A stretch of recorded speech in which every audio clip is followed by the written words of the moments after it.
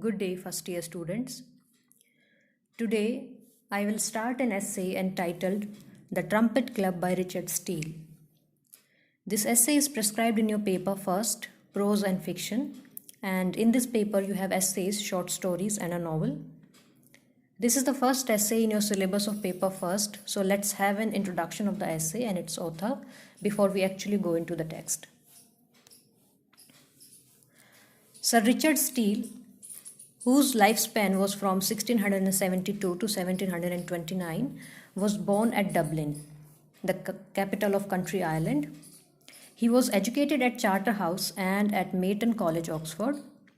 In 1709, he started a weekly called the Tatler. Weekly means a type of magazine, a periodical that came out 2 to 3 times in a week.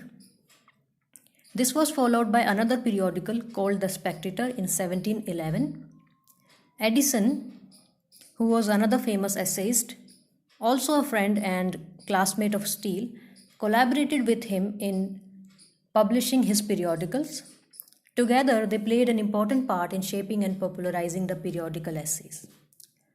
And what do you understand by periodical essay? Periodical essay is an essay that comes out as a part of a series in a magazine or a journal. So this is important to note that these two essayists, Richard Steele and Joseph Addison, contributed a lot in the popularity of periodical essays in the 18th century. Steele's essays are noted for their easy, familiar style, delightful frankness, broad humanity, refreshing autobiographical flavor, delectable humor, and gentle irony. Coming to the essay, The Trumpet Club was published in the Tatler, which means this is a periodical essay. In this essay, Steele gives light satirical sketches of the members of an imaginary club. So this means the club mentioned in the title of the essay is not real. It is an imaginary club formed in the mind of its author, Richard Steele. And the club has some members of whom he gives satirical sketches. Satirical means criticizing them in a fun way for their antics and strange behavior. He focuses the attention of the readers on the luxurious indolence of the aristocrats and the petty puritanism of the commercial class. So all the members of this club were aristocrats, people belonging to the upper section of society. This essay is a clear indication of the growing popularity of club life in England in the beginning of the 18th century. So these were social clubs where people from upper class used to gather and gossip. So Steele in this essay gives us a peek into the club life of 18th century England through an imaginary club called the Trumpet Club. Now let's begin the text of the essay. The Trumpet Club. After having applied my mind with more than ordinary attention to my studies, it is my usual custom to relax and unbend it in the conversation of such as are rather easy than shining companions. So the author says, after seriously engaging my mind into studies, it is my usual custom, it is my usual practice to relax it in easy conversations, easy light talk with companions, with friends that are not shining. Shining here means with people who are not brilliant or intelligent. So जब author का mind serious study करने से tired हो जाता है तो वो उसे रिलैक्स करने के लिए, उसे ईज आउट करने के लिए अपना समय कुछ लाइट कॉन्वर्सेशन में स्पेंड करते हैं. Conversations that are rather easy than the conversation of his intelligent companions. This I find particularly necessary for me before I retire to rest in order to draw my slumbers upon me by degrees and fall asleep insensibly. He says, and he considers it necessary before he goes to sleep. So this usual activity of spending time in light light frivolous talk in the company of not so brilliant people, light minded people. Slumbers upon me. My slumbers upon me by degrees and fall asleep insensibly. It makes him, by degree means it makes him slowly and gradually feel sleepy, and then eventually he falls asleep insensibly. Insensibly means to become unconscious, बेसुध होकर सो जाना. This is the particular use I make of a set of heavy, honest men with whom I have passed many hours with much indolence, though not with great pleasure. He says, this is the particular use, this is a single use I make of the company of some heavy, honest man with whom I pass my much time with much indolence. Indolence means inactivity, laziness, though not with great pleasure. He spends many hours of his time in company of these men with much inactivity and laziness, but not with great pleasure. He doesn't find fun with them, he rather becomes lazy. Their conversation is a kind of preparative for sleep. It takes the mind down from its abstractions, leads it into the familiar traces of thought, and lulls it into that state of tranquility which is the condition of a thinking man when he is but half awake. Author says, their conversation is like preparative for sleep, is like preparing for sleep. It takes the mind down from its abstractions. Abstractions means from heavy, confused thoughts.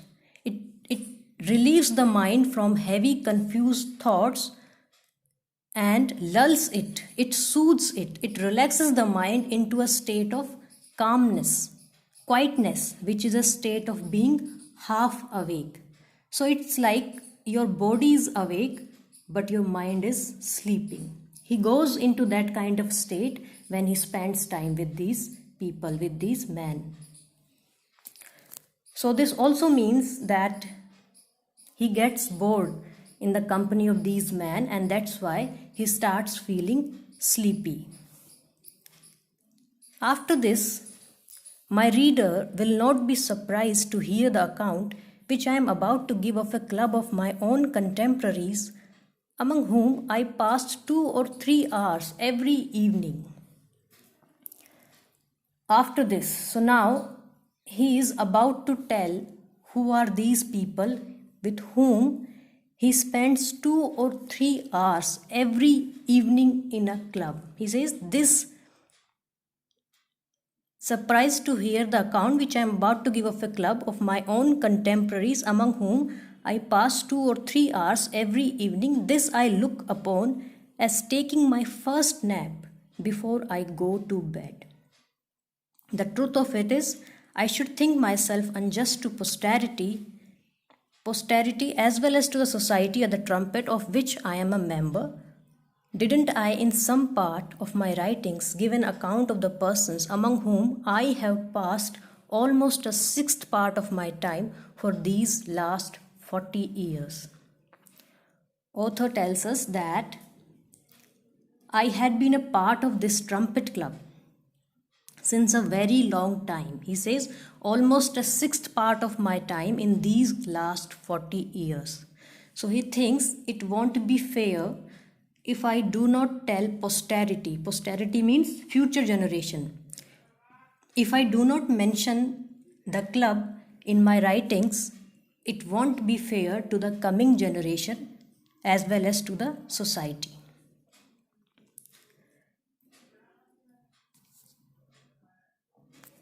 Of which I am a member.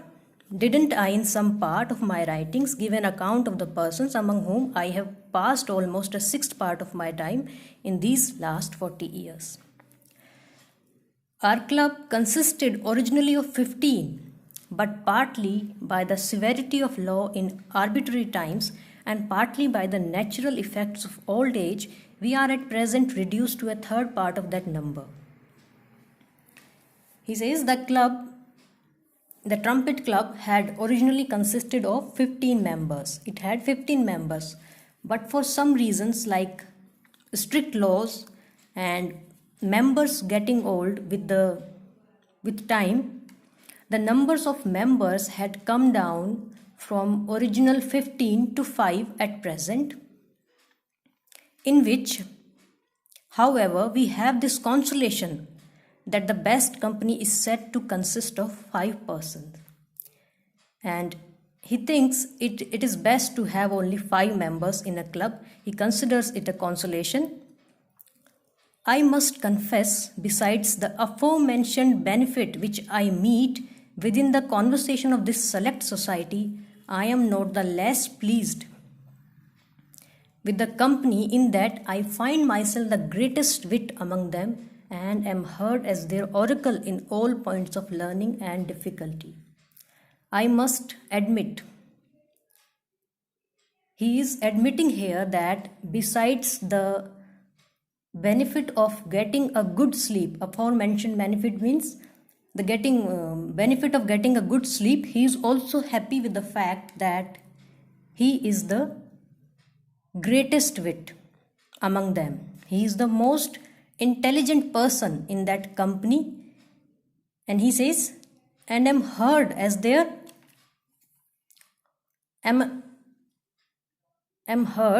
oracle in all points of learning and difficulty. He says oracle means an advisor, like an expert. So the author is like an expert or a guru for the other members of that club when it comes to the matters of learning and other difficult things. So in a way, he is respected among them and he considers it another benefit besides getting his mind relaxed in the company of these people. Sir Geoffrey Notch, who is the oldest of the club, has been in the possession of the right-hand chair time out of mind and is the only man among us that has the liberty of stirring the fire. Now he starts giving us the details about the members of the trumpet club. So first is Sir Geoffrey Notch, who is the oldest and chief member in the group and always sits on the right-hand chair by the fire, and is the only man among us who has the liberty of stirring the fire. This our foreman is a gentleman of an ancient family that came to a great state some years before he had discretion and run it out in hunts, horses and cockfighting. So this man, Sir Geoffrey Notch, he belongs to an ancient family with much property and wealth, but he lost it all in gambling, in hunts, horses and cockfighting. These were favorite pastime sports of that time, races of dogs, horses, cockfighting, etc. So he lost all his wealth in gambling, for which reason he looks upon himself as an honest, worthy gentleman who has had misfortunes in the world and calls every thriving man a pitiful upstart. He thinks, this man, Sir Geoffrey Notch, he thinks of himself as an honest, worthy gentleman and who has had some bad luck in his life and calls every other thriving man means successful man, a pitiful upstart, someone who suddenly gains importance or money in his life. So he is critical of such people. Major Matchlock is the next senior, who served in the last civil wars and has all the battles by heart. He doesn't think any action in Europe worth talking of since the fight of Marston Moor. Next member of the group is Major Matchlock. He is an army veteran who fought in civil wars and remembers the events of each battle by heart. He doesn't think any action in Europe worth talking of since the fight of Marston Moor. He only talks about one of the famous battles of civil wars, the Battle of Marston Moor. And every night tells us of his having been knocked off his horse at the rising of the London apprentices, for which he is in great esteem among us. So this man, this army man, Major Matchlock, he every night talks about an incident during the rising of London apprentices when he was knocked off his horse. For which reason, for that matter, he is held in great esteem, in great respect among the club members. Honest Dick Reptile is the third of our society. He is a good-natured, indolent man who speaks little himself but laughs at our jokes and brings his young nephew along with him, a youth of 18 years old, to show him good company and give him a taste of the world. So name of the third member of the club is Dick Reptile. He is an honest old man but a lazy one. He doesn't speak much but laughs at the jokes made by others. And he brings his young nephew along with him, a youth of 18 years old, to show him good company and give him a taste of the world. He comes in the club with his 18 years old nephew to give him a taste of the world, to give him an experience of the world. This young fellow sits generally silent, but whenever he opens his mouth or laughs at anything that passes, he is constantly told by his uncle after a jocular manner, "Aye, Jack, you young men think us fools, but we old men know you are." And most of the time, Dick Reptile's nephew remains silent, but whenever he says something or laughs at anything, he is criticized by his uncle in a funny way by saying that, Aye, Jack, you young men think us fool, but we old men know you are." He says that you young people think that the old people are fools, but we know the young people are fools. The greatest wit of our company next to myself is a bencher of the neighbouring inn, who in his youth frequented the ordinaries about Charing Cross and pretends to have been intimate with Jack Ogle. The fourth member of the club is a bencher. Bencher means a lawyer, and the author doesn't give his name here. Who in his youth frequented the ordinaries about Charing Cross and pretends to have been intimate with Jack Ogle. Charing Cross is an open place in London, and Jack Ogle was a notorious gamester of 17th century. So the author says this man, Bencher, is the second most intelligent person in the group next to him, and who in his youth frequented the ordinaries about Charing Cross. So this person in his youth often visited Charing Cross, and he always talked about his pretends to have been intimate with Jack Ogle. He always talked about his closeness, his intimacy with notorious gamester of the 17th century named Jack Ogle. He has about 10 distichs of Hudibras without book and never leaves the club until he has applied them all. So this man, this bencher, he has remembered 10 distichs of Hudibras. Hudibras is a book, a satirical book by Samuel Butler, and distichs means a couplet, 2 rhyming lines of a poem. So this bencher has remembered some lines of a poem, Hudibras by Samuel Butler, and he never leaves until he applied them all, until he repeats them all. If any modern wit be mentioned or any town frolic spoken of, he shakes his head at the dullness of the present age and tells us a story of Jack Ogle. Author says if someone talks about modern wit means modern intelligence, he would disagree with it. He would express his dislike for the dumbness of present age, and He shakes his head at the dullness of the present age and tells us a story of Jack Ogle. And he would again repeat a story of Jack Ogle. So this man, Dick Reptile, seems someone who lives in the past and loves things and persons from old times. I'll continue with the rest of the essay in the next video. Thank you for today.